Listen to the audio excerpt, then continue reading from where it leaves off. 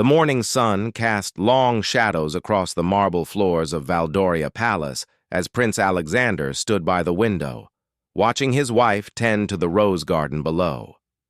Princess Isabella moved with her usual grace, but something was different. She paused more often, her hand occasionally pressing against her temple.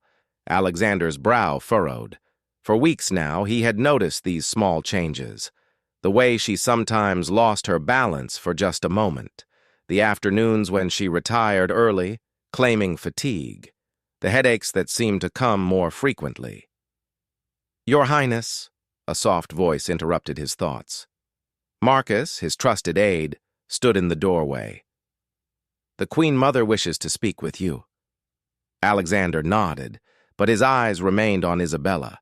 She was now sitting on a stone bench, her lady-in-waiting, Sarah, beside her with a concerned expression. In the Queen Mother's chambers, Eleanor sat with perfect posture despite her 70 years. Her sharp blue eyes studied her son as he entered. "You've noticed it too," she said without preamble. Alexander sank into the chair across from her. "The headaches, the dizzy spells. She thinks I haven't seen, but Isabella has always been stubborn about her health," Eleanor said gently. "Even when you first met her at the embassy ball 8 years ago, she danced through the entire evening with a sprained ankle, rather than admit she was in pain." The memory brought a fleeting smile to Alexander's face. Isabella had captivated everyone that night, not just with her beauty, but with her warmth and intelligence. The daughter of a diplomat, she had won over even the stuffiest courtiers with her genuine interest in their lives and concerns. "She needs to see the royal physician," Eleanor continued. "Dr. Morrison has served our family for 30 years. He'll be discreet." Alexander stood abruptly, pacing to the window. "She'll refuse. You know how she feels about causing worry or appearing weak. The people love her for her strength." "The people love her for her heart," Eleanor corrected. "Remember the flood last spring? She spent days in the affected villages, her designer shoes ruined with mud, helping distribute supplies and comforting families. That's why they love her." A knock at the door interrupted them. Sarah entered, her usually composed face etched with worry. "Your Majesty, Your Highness," she curtsied quickly. "Princess Isabella has fainted in the garden." Alexander was running before Sarah finished speaking. He found Isabella in their private chambers, Dr. Morrison already at her side. She was conscious but pale, her green eyes unfocused. "Alexander?" she whispered, reaching for him. He grasped her hand, trying to keep the fear from his voice. "I'm here, my love. You're safe." Dr. Morrison completed his initial examination with practiced efficiency. "Your Highness, I'd like to run some tests at the medical wing, just to be thorough." Isabella started to protest, but Alexander squeezed her hand. "Please, Bella, for me." She studied his face, seeing the worry he could no longer hide. Finally, she nodded. The next hours passed in a blur. Alexander paced the private waiting room, while Isabella underwent various scans and tests. His younger brother, Prince Nicholas, arrived, followed by Isabella's parents, who had flown in from their diplomatic posting in Singapore. "She's strong," her mother Maria said, though her hands trembled as she held her coffee cup. "When she was 12, she fell from a horse and broke her arm. She got back up and finished the jumping course before telling anyone she was hurt." But this felt different. Alexander could see it in Dr. Morrison's face when he finally emerged from the examination room. "Your Highness, if we could speak privately." In the consultation room, Dr. Morrison pulled up several brain scans on the computer screen. Alexander stared at the images, not understanding what he was seeing, but knowing from the doctor's expression that it wasn't good. "There's a mass here," Dr. Morrison pointed to a spot on the scan. "In the temporal lobe. It explains the headaches, the dizzy spells, and today's seizure." "Seizure?" Alexander's voice was barely a whisper. "She had a seizure?" "A focal seizure, yes. She may not have been fully aware of it. Your Highness, we need to do a biopsy to determine the exact nature of this mass, but its location and appearance are concerning. The room seemed to spin. Alexander gripped the edge of the desk. Are you saying, is it cancer? We won't know for certain without the biopsy, but we need to prepare for that possibility. I've already contacted Dr. James Hartley at the Royal Medical Center in London. He's one of the world's leading neuro-oncologists. I'd like to transfer Princess Isabella there immediately for the biopsy and to discuss treatment options. Treatment options, Alexander repeated numbly. What are the options if it's what you suspect? Dr. Morrison's face was grave. Surgery, if possible, depending on the exact location and type. Radiation therapy, chemotherapy. But Your Highness, let's not get ahead of ourselves. We need the biopsy results first. Alexander stood slowly, his legs feeling unsteady. Does she know? Not yet. I thought you should hear first to decide how to tell her together. Together? Alexander almost laughed at the word. How did you tell the woman you loved more than life itself that she might be facing the fight of her life? He returned to Isabella's room to find her sitting up, looking more like herself despite the hospital gown. She was laughing at something Nicholas had said, but her smile faltered when she saw Alexander's face. That bad, is it? She asked softly. He sat on the bed beside her, taking both her hands in his. Around them, their family members tensed, sensing the gravity of the moment. They found something, he began, his voice catching. In the scans, a mass in your brain. They need to do more tests. Isabella was quiet for a long moment, her eyes searching his. Cancer? We don't know yet, but Dr. Morrison wants to transfer you to London, to a specialist. She nodded slowly, her chin lifting in that way he knew so well. The same determination she'd shown when facing criticism early in their marriage, when some had said a diplomat's daughter wasn't suitable to be a future queen. Then we go to London, she said simply. When? Tonight. Good. The sooner we know what we're fighting, the sooner we can beat it. She looked around the room at their gathered family. Because we will beat it. But later, when they were alone, Alexander saw her facade crack. Tears slipped down her cheeks as she pressed her face into his shoulder. I'm scared, she whispered. So am I, he admitted, holding her tighter. But you're not facing this alone. Never alone. Outside their window, the sun was setting over Valdoria, painting the sky in shades of pink and gold. In the distance, church bells rang the evening hour. Life in the kingdom continued, unaware that their beloved princess was beginning a battle that would test not just her strength, but the strength of everyone who loved her. As Alexander held his wife, he made a silent promise. Whatever came next, whatever the tests revealed, he would be by her side. They had faced every challenge of royal life together, the scrutiny, the responsibilities, the pressures. This would be their greatest test, but they would face it the same way they had faced everything else. Together. The Royal Medical Center in London was a fortress of modern medicine, its pristine corridors a stark contrast to the ancient halls of Valdoria Palace. Prince Alexander had barely left Isabella's side in the 3 days since their arrival, watching as she underwent test after test with remarkable composure. Dr. James Hartley was younger than Alexander had expected, with kind eyes behind wire-rimmed glasses and a calm manner that immediately put patients at ease.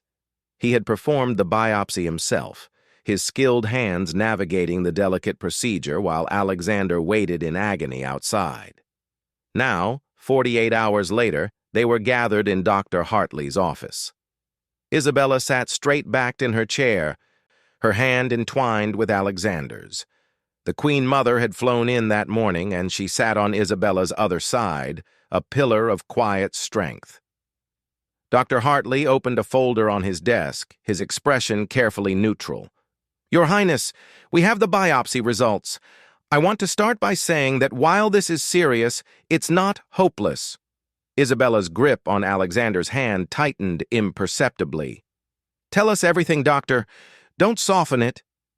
The tumor is a grade 2 astrocytoma. It's a type of brain cancer that, while serious, is often responsive to treatment.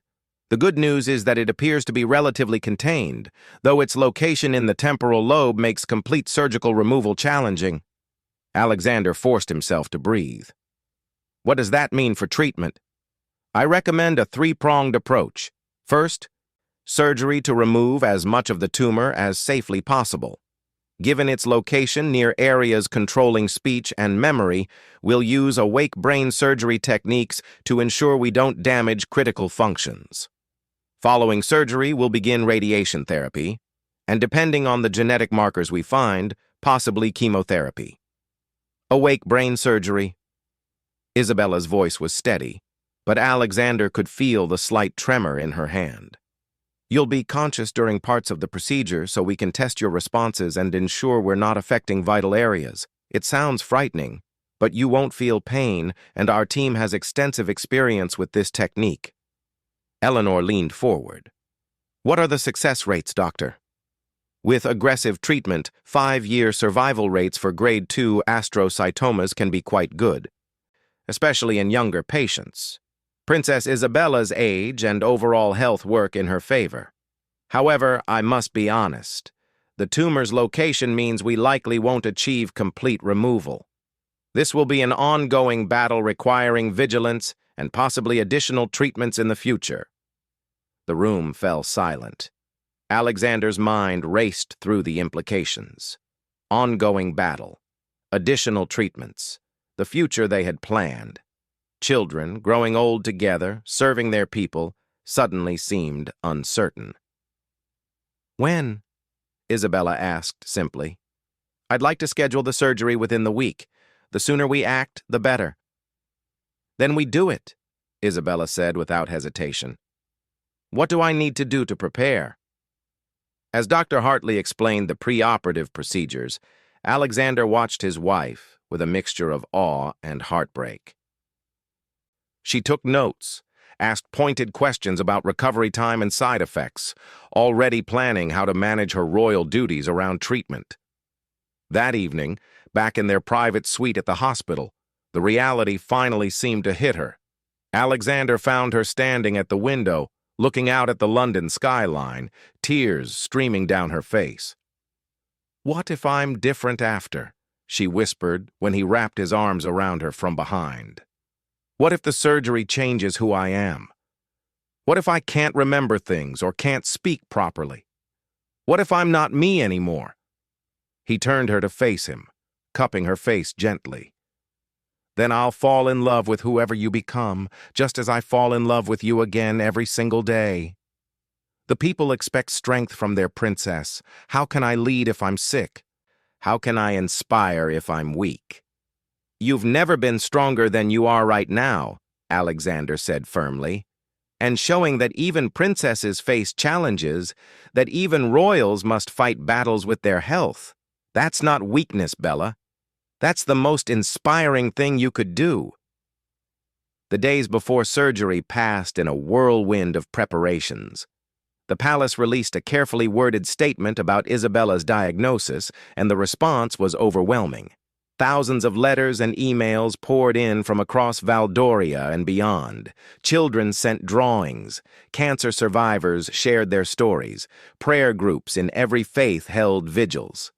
Nicholas arrived with a laptop, showing Isabella video messages from the flood victims she had helped the previous year. They wanted you to know they're returning the strength you gave them, he said, his usual jovial manner subdued. Isabella's parents maintained a constant presence, her father using his diplomatic connections to ensure she had access to any treatment option globally, while her mother simply held her daughter when the fear became too much. The night before surgery, Alexander couldn't sleep. He sat beside Isabella's bed, memorizing every detail of her face, praying to whatever powers might be listening. She woke to find him there, tears on his cheeks. "Hey," she whispered, reaching up to wipe them away. We promised to face this together, remember? That means you have to believe we'll get through it. I've never been so terrified in my life, he admitted. Do you remember? She said softly. When we first met? You were so nervous about asking me to dance that you practiced your invitation with Nicholas for an hour. Despite everything, Alexander smiled. And you said yes before I could even finish asking. Because I could see your heart even then, that beautiful, brave heart that makes you such a good man and will make you a great king someday. She pulled him down beside her on the narrow hospital bed. I need you to be brave for me tomorrow. Can you do that? Anything for you, he promised. The morning of surgery dawned gray and drizzly. Isabella was remarkably calm as they prepared her, joking with the nurses and reassuring her family. Just before they wheeled her away, she grabbed Alexander's hand. I love you, she said simply. Whatever happens, remember that. I love you too. I'll be right here when you wake up. The surgery took 7 hours. 7 hours of Alexander pacing the waiting room, of Eleanor sitting with perfect posture while her hands worried at her rosary, of Nicholas trying to lighten the mood with increasingly desperate jokes, of Isabella's parents holding each other in silent support. Dr. Hartley finally emerged, looking tired but cautiously optimistic. The surgery went well. We removed approximately 80% of the tumor while preserving all major functions. She responded beautifully to all our tests during the procedure. She's in recovery now. The relief was so overwhelming that Alexander's knees nearly buckled. Nicholas caught his arm, steadying him. Can we see her? Eleanor asked. Soon. She'll be groggy from the anesthesia, and there's some swelling which is normal.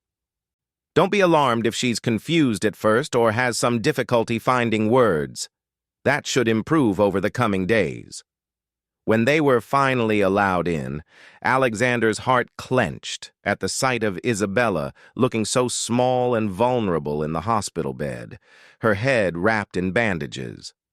But when her eyes fluttered open and focused on him, they were still unmistakably hers. Hi, she whispered hoarsely. Hi yourself, he managed, kissing her forehead gently. How do you feel? She seemed to consider this for a moment. Like someone operated on my brain, she said with a weak smile. He laughed, despite the tears rolling down his cheeks. She was still his Isabella, still finding humor even in the darkest moments.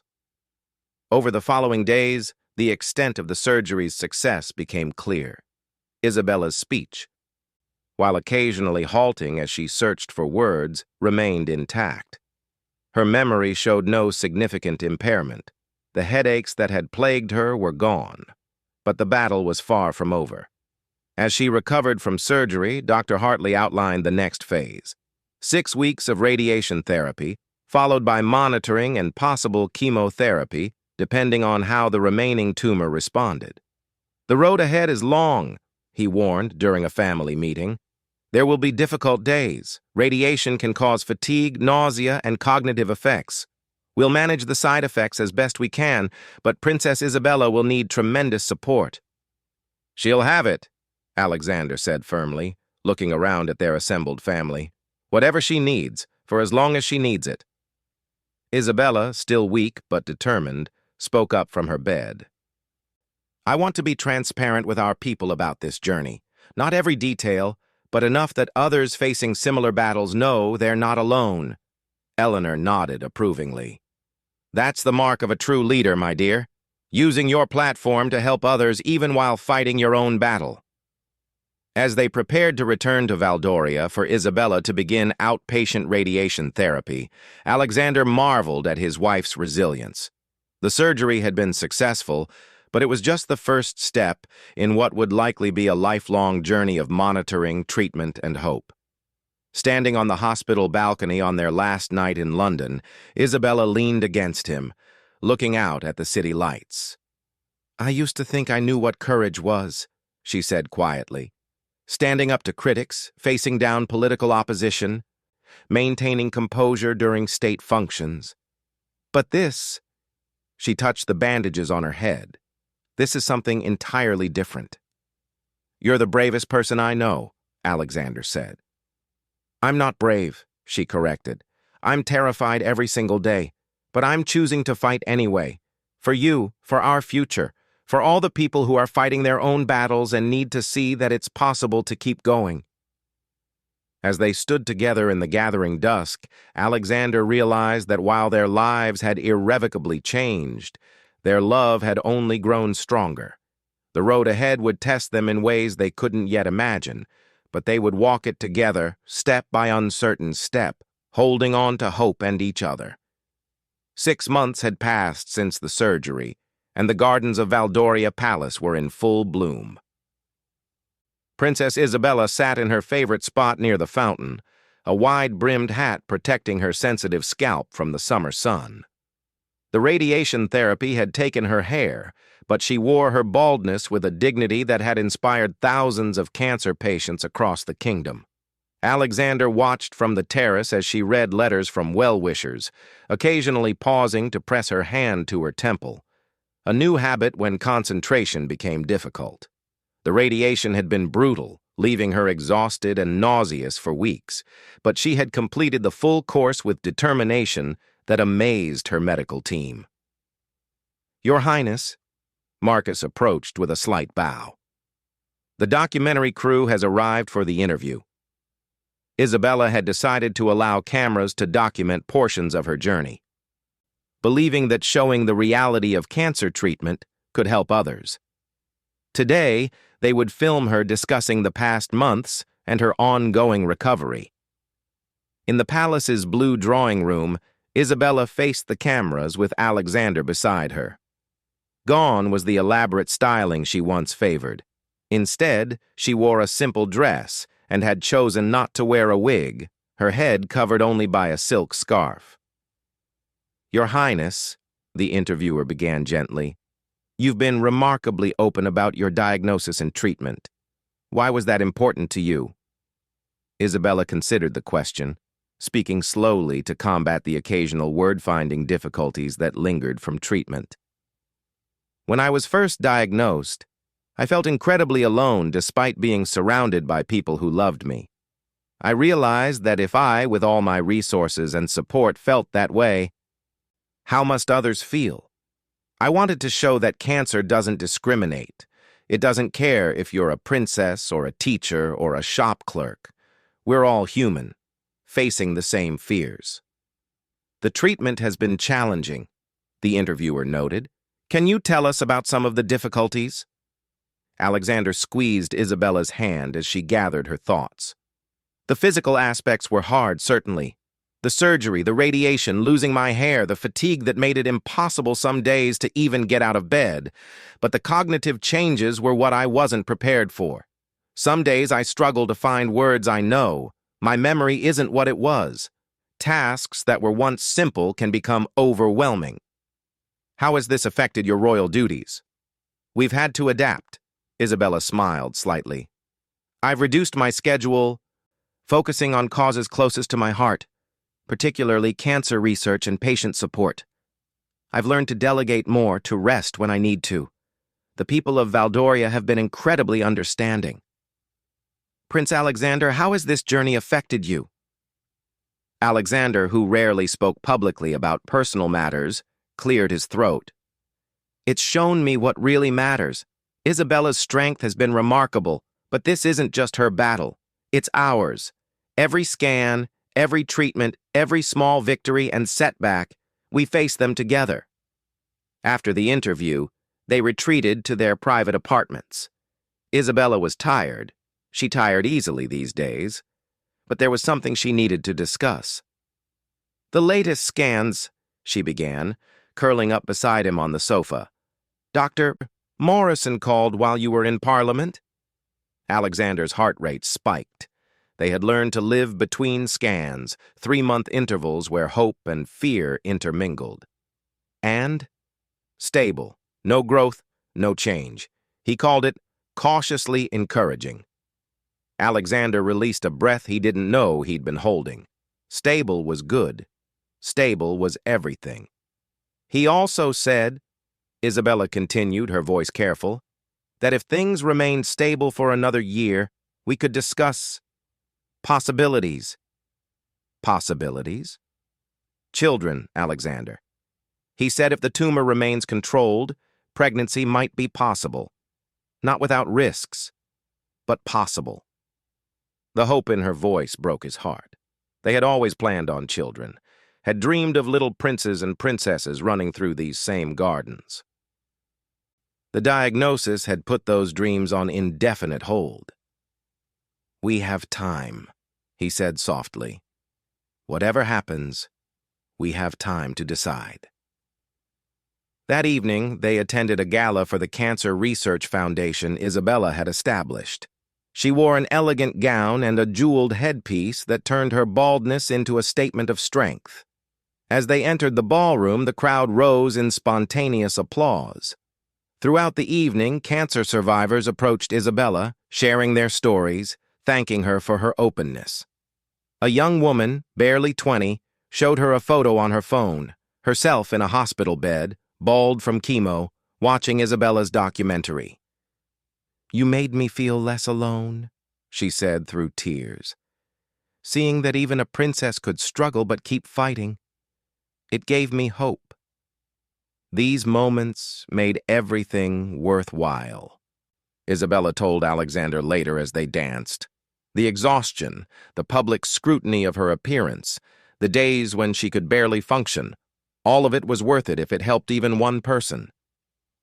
As autumn arrived, so did a new challenge. During a routine scan, Dr. Morrison detected a small area of concern, not growth exactly, but changes that warranted investigation. The news sent Isabella into a tailspin of anxiety that no amount of royal composure could mask. "I thought we were past this," she cried in the privacy of their bedroom. "I did everything right. The surgery, the radiation, everything they asked." "Cancer doesn't follow rules," Alexander reminded her gently, holding her as she sobbed. "But we've beaten it back before. We can do it again." Dr. Hartley recommended a course of targeted chemotherapy. Newer drugs that were less harsh than traditional chemo, but still carried side effects. Isabella faced this new phase of treatment with weary determination. The chemo days were the hardest. Alexander cleared his schedule whenever possible to sit with her during infusions, reading to her from her favorite books or simply holding her hand as the drugs dripped into her veins. Nicholas became a regular fixture, his jokes and gossip from court providing welcome distraction. Eleanor organized a rotating schedule of companions, so Isabella was never alone during treatment. Her parents temporarily relocated to Valdoria, her mother cooking Isabella's favorite childhood meals on days when nausea permitted eating, her father quietly handling correspondence and duties Isabella couldn't manage. The kingdom rallied around their princess. Valdoria Strong became a trending hashtag as citizens shared their own stories of resilience. Local schools organized fundraisers for cancer research. Support groups formed in Isabella's name. Winter brought both challenges and unexpected joys. The chemotherapy was working. Scans showed the area of concern responding to treatment. Isabella's energy slowly returned, and with it, her determination to use her experience for good. She established treatment funds for families who couldn't afford care, visited pediatric cancer wards, and spoke candidly about the ongoing nature of her battle. Her memoir, Grace Under Fire, became an international bestseller with all proceeds going to research. On their wedding anniversary, Alexander surprised her with a renewal of their vows in the palace chapel, witnessed only by their immediate family. Isabella wore a simple white dress and a crown of winter roses over her slowly regrowing hair. "I promise to love you in sickness and in health," Alexander said, his voice thick with emotion. "I had no idea how much that promise would be tested, but I would make it again every single day. You are my strength, my inspiration, my forever." You've seen me at my absolute worst, Isabella replied through tears. Sick, scared, angry at the world. But you never wavered. You loved me when I couldn't love myself. That's the greatest gift anyone has ever given me. As spring returned to Valdoria, so did a sense of cautious optimism. Isabella's latest scans showed continued positive response to treatment. Her hair grew back, darker and curlier than before, which she laughingly called her chemo curls. She gradually increased her royal duties, though she remained mindful of her limits. At a state dinner for visiting dignitaries, Isabella overheard two ambassadors discussing her appearance, one commenting that she looked almost normal again. Instead of hurt, she felt only amusement. Normal was a concept that no longer applied to her life, and she was perfectly fine with that. I prefer extraordinary to normal, she told Alexander later, making him laugh. The one-year anniversary of her diagnosis arrived with mixed emotions. They marked it quietly, with a visit to Dr. Hartley for comprehensive scans and consultations. The news was cautiously optimistic. The tumor remained stable. The chemotherapy had eliminated the area of concern, and Isabella's overall health was good. We're not out of the woods, Dr. Hartley cautioned. This type of tumor can be unpredictable. You'll need monitoring for life, and there may be future treatments needed. But right now, today, you're doing remarkably well. That evening, Isabella and Alexander walked through the palace gardens, the same gardens where this journey had begun, with a fainting spell that seemed like a lifetime ago. Do you ever think about what life would have been like? Isabella asked. If I hadn't gotten sick? Sometimes, Alexander admitted. But then I think about all the lives you've touched, all the people you've helped by being open about your journey. The Isabella from before, as wonderful as she was, couldn't have done that. You've turned something terrible into something meaningful. We have, she corrected. I couldn't have done any of this without you, without our family, without the support of the kingdom. They paused by the fountain where Isabella had spent so many hours during recovery. The setting sun painted the sky in brilliant oranges and purples, and somewhere in the distance church bells began to ring. Dr. Hartley said if the scans stay stable for 6 more months, Isabella began hesitantly. We could start discussing children more seriously, Alexander finished. I know. Are you ready for that? To try, knowing the risks, knowing that the cancer could return, knowing our children might have to face what we've faced? Alexander turned to face her fully, taking both her hands in his. I'm ready for whatever comes next, as long as we face it together. If we have children, we'll teach them to be strong like their mother. If we don't, we'll find other ways to leave our mark on this world. What matters is that we're here, now, together. Isabella smiled, the same radiant smile that had first captured his heart at an embassy ball so many years ago. Together, she agreed. As they made their way back to the palace, Isabella's phone chimed with a message. A young mother whose daughter was starting cancer treatment, asking for advice. Isabella immediately began composing a response, her fingers flying across the screen with words of encouragement and practical tips.